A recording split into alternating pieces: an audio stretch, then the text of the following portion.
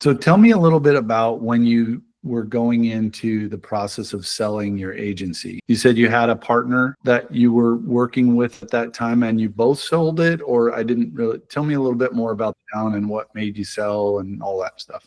So I entered into consulting with this thought that I was going to have a few high ticket clients, agencies, that is, and kind of have this lifestyle business. The reason why I had wanted that type of business is because the inspiration for my business was my mom, who had really worked away her life and passed away quite suddenly. So she was in Toronto, which is the East Coast. I call it the East Coast.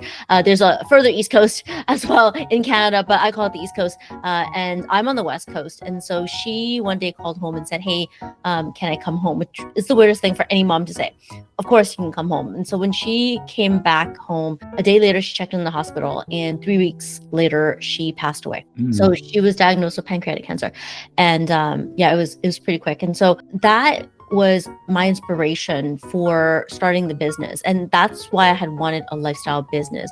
What ended up happening is I ended up meeting a agency owner who was tiny at the time when I met them. They were 4 people strong, and I had an idea that they had an agency that was doing really well and didn't really know how to scale that agency. And so I, coming from an agency background, saw a lot of like the good pieces that they had already stitched together and the possibility of what it could become. And so I partnered with him, came into his business, and we grew that to about 19, I would say 17 to 19 people.